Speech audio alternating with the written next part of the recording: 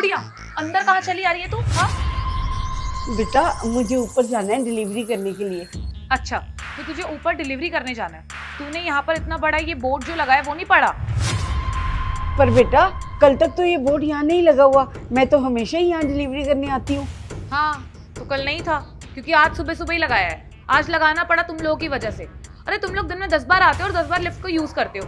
आते हो तो सीढ़ियां नहीं दिखती तुम्हें इतनी बड़ी बड़ी, उस पर चढ़ के आया करो ना ऊपर। मेरा पैर भी खराब है और मैं सीढ़ियाँ चढ़ नहीं पाऊंगी बेटा, थोड़ी देर के लिए जाने दो ना मुझे।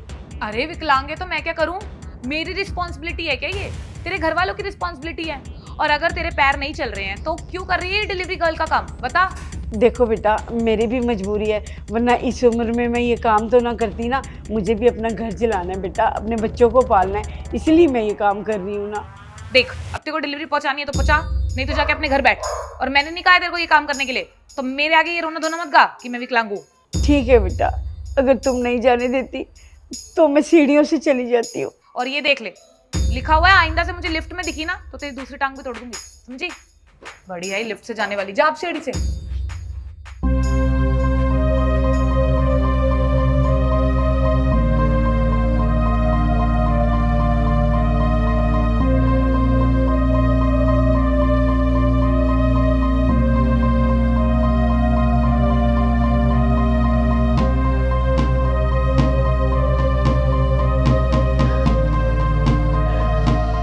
अभी तो थर्ड फ्लोर आया है और मुझे प्यास भी इतनी लग रही है, गला सूख गया मेरा।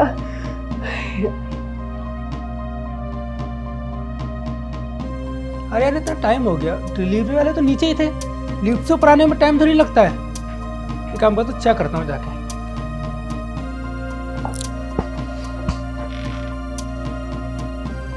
अरे लिफ्ट तो ठीक है, फिर आंटी सीढ़ियों से क्यों आ रही हैं? आ गया, फोर्थ फ्लोर आ गया।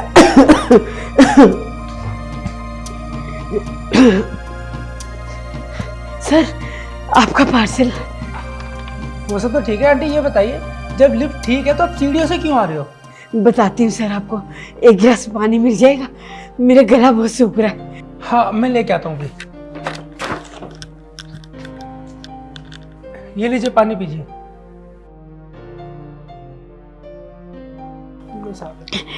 Thank you sir. आप बताइए आप सीढ़ियों से क्यों आ रहे थे? सर वो नीचे ना एक मेम साहब मिली, उन्होंने बोला आप लिफ्ट से नहीं जा सकते, काम वालों का और डिलीवरी का यहाँ पे लिफ्ट में जाना मना है। अरे नहीं आंटी जी, ऐसा तो कुछ भी नहीं है। इस बिल्डिंग का प्रेसिडेंट मैं हूँ और इस बिल्डिंग में जितने भी रूल्स होते हैं वो सब मैं बनाता हूँ, तो फिर आपको किसने मना कर दिया? कौन है संदीप? अरे कुछ नहीं, वो डिलीवरी से कुछ सामान मंगवाया था मैंने। अच्छा, तो ये बुढ़िया यहीं आते डिलीवरी। हाँ आंटी आप बताइए ना, याद करने की कोशिश कीजिए, कौन है वो, कौन से फ्लैट में रहती है? सर यही वो मैडम है जिन्होंने मुझे ऊपर आने नहीं दिया। साक्षी, क्या आंटी सही बोल रही हैं? अरे तो मैंने गलत क्या करा संदीप? बिल्कुल सही करा। और इन लोगों को क्यों आने दूं मैं लिफ्ट में? हम लोग मेंटेनेंस भरते हैं ना, दिन में 10 बार ये अप डाउन करते हैं। क्या मतलब है इनका लिफ्ट में चढ़ने का? सीढ़ियां लगी है, सीढ़ियों से आओ ना, क्या प्रॉब्लम है? मैंने मना नहीं करा सीढ़ियों के लिए, पैसे मैं भरूंगी है ना लिफ्ट के, और मजे लिफ्ट के ये लोग लेंगे। क्या जमाना है, और तुम भी इनका साथ दे रहे हो। नाइस। अरे बस करो यार, हद होती है किसी भी चीज़ की। अरे और इनकी हालत तो देख लेते तुमने इनसे सीढ़ियों से आने के लिए बोला। मैं इस बिल्डिंग का प्रेसिडेंट हूँ, ये मेरा फर्ज बनता है कि इस बिल्डिंग में किसी को भी किसी भी तरह की तकलीफ ना हो। देखो साक्षी, पैसे का घमंड भी इतना अच्छा नहीं होता जो सर चढ़ के बोले। याद है जब लिफ्ट बंद होती है ना और तुमसे मैं सीढ़ियों पे चढ़ने के लिए बोल दूँ तो तुम्हारी जान निकल जाती है। तुम बोलते हो नहीं यार मैं नहीं चल सकती, जबकि तुम जवान हो। तो खुद सोचो ये कितनी एजिड है और साथ के साथ अपाहिज भी है, तो इनको कितनी दिक्कत हुई होगी ऊपर चढ़ने में। और एक बात बताओ, आज तुम इस पोजीशन पे हो तो तुम इन लोगों के साथ ऐसा कर रहे हो, तो सोचो जो लोग हमसे ज़्यादा अमीर होंगे वही सेम चीज़ तुम्हारे साथ कर दें तो तुम्हारे ऊपर क्या बीतेगी? क्योंकि जब वही सेम चीज़ आपके साथ होगी ना तो आपको भी उतना ही बुरा लगेगा जितना कि दूसरों को लगता है। इसलिए ना सामने वालों को समझना सीखो। संदीप तुम सही कह रहे हो, मुझे एक बार सोचना चाहिए था कि मैं इन गरीब लोगों के साथ क्या कर रही हूँ। आई एम सॉरी आंटी, मुझसे गलती हो गई, आप प्लीज़ मुझे माफ़ कर दीजिए। मैं ना पैसों के घमंड में कुछ ज़्यादा ही चूर थी। बट आप बिल्कुल आराम से लिफ्ट यूज़ करिए, आपको ज़रूरत नहीं है इस हालत में कभी भी सीढ़ी यूज़ करने की। बस मुझे माफ़ कर दीजिए गलती के लिए। देखिए आंटी जी, उसकी तरफ से मैं आपसे माफ़ी मांगता हूँ। ये नादान है, जाने अनजाने में इसने क्या कर दिया इसे खुद नहीं पता। नहीं नहीं सर, आप लोग माफ़ी मत मांगिए। मैडम को अपनी गलती का एहसास हो गया, इससे अच्छी बात क्या होगी सर। आगे से ना आपको तकलीफ उठाने की ज़रूरत नहीं है। अगर लिफ्ट बंद हो ना तो नीचे गार्ड से बोल देना वो हमें कॉल कर दें, हम नीचे पार्सल लेने के लिए आ जाएंगे। आपको ऐसे सीढ़ियों से ऊपर आने की ज़रूरत नहीं है। और कोई भी तकलीफ हो ना आप मुझे ज़रूर बताना। ठीक है सर, अब मैं चलती हूँ, मुझे और जगह भी पार्सल देने हैं।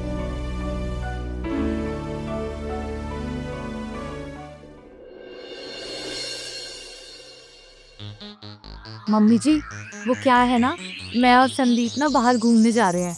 कहीं जाने की जरूरत नहीं है, घर में बैठो चुपचाप दोनों। मम्मी जी, हमने टिकट्स भी करा रखी है और हमने सब कुछ प्लान कर रखा है। देखिए हमारा मन है तो चले जाते हैं। देखो, इससे मुझे कोई मतलब नहीं है कि तुमने टिकट बुक कराई है या नहीं कराई, लेकिन मेरी बात इस घर में कोई नहीं टालेगा। जाओ यहाँ से। मम्मी जी, 2 दिन की बात है, जाने दीजिए ना। और मेरे फ्रेंड्स भी हर महीने जाते हैं, हम लोग तो फिर भी बहुत कम जाते हैं। बस बोल दिया ना मैंने, कहीं नहीं जाना है। हर दूसरे दिन संदीप को लेके बाहर चली जाती है, कभी इस लड़के को घर में भी रहने दे। जब देखो तब घूमना घूमना, घूमने के अलावा भी कुछ सूझता है या नहीं सूझता? पर मम्मी जी वो परवर कुछ नहीं, एक बारी मैंने बोल दिया ना, सुन लिया ना तूने, जा यहाँ से। जब देखो तब घूमना घूमना, कभी मेरे बेटे को 4 पल मेरे पास बैठने नहीं दिया इसने। 2 बातें कर ले माँ और बेटा, और घर का सारा काम पड़ा है, इस लड़की को घूमना घूमना।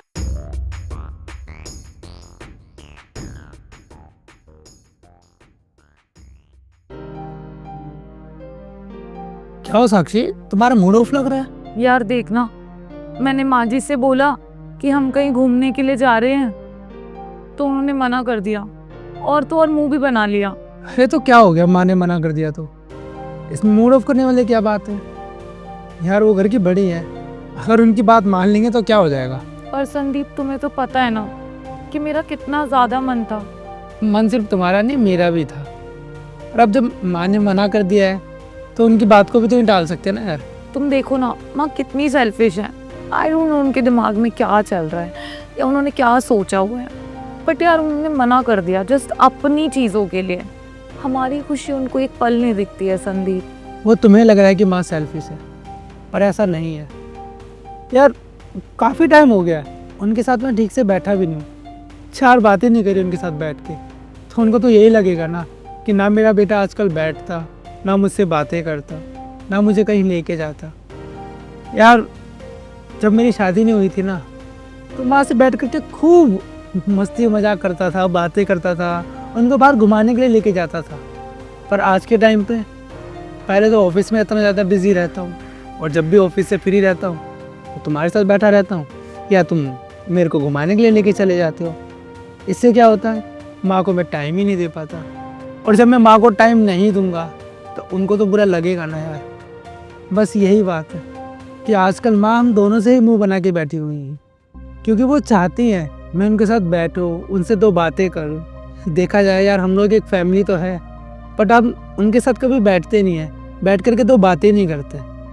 यही एक रीज़न है कि उनको बुरा लगा और उन्होंने हमको मना कर दिया। मैं तो यही कहूँगा कि यार उनकी बात मान लेते हैं और कुछ टाइम तक कहीं नहीं जाते हैं, और अगर आप जाएंगे भी ना तो हम उनके साथ जाएंगे ताकि उनको अच्छा लगे। और हाँ, अब से ना जब भी मुझे टाइम मिलेगा ना तो मैं माँ के साथ बैठूंगा, उनसे बात करूंगा, हंसी मजाक करूंगा। और जब भी तुम्हें टाइम मिले ना तो प्लीज़ तुम भी यही करना, माँ को ऐसा अकेला मत छोड़ा करो यार, क्योंकि पिताजी के जाने के बाद ना वैसे वो बहुत अकेला अकेला फील करती हैं, और हम भी उनको ऐसे अकेला छोड़ देंगे तो यार उन्हें अच्छा नहीं लगता। हाँ यार, तुम सही कह रहे हो। हम लोगों ने माँ जी के बारे में कभी कुछ सोचा ही नहीं। जब से पापा जी गए हैं उसके बाद से माँ जी बिल्कुल अकेली हो गई है। तुम ऑफिस चले जाते हो, मैं अंदर ही रहती हूँ, अपना फ़ोन चलाती रहती हूँ। बट हम इन सब चीज़ों के बारे में सोचना चाहिए था। खैर, अब तुम कुछ नहीं कर सकते, बट हाँ, आई प्रॉमिस, तुम टेंशन मत लो। अब जब भी माँ जी अकेला अकेला फील करेंगी ना, मैं हूँ उनके पास। और यार, जब हमें टाइम मिलता था तो हम लोग अकेले घूमने जाते थे। अब हम क्या करेंगे, माँ जी को अपने साथ लेके चलेंगे, उन्हें अच्छा लगे।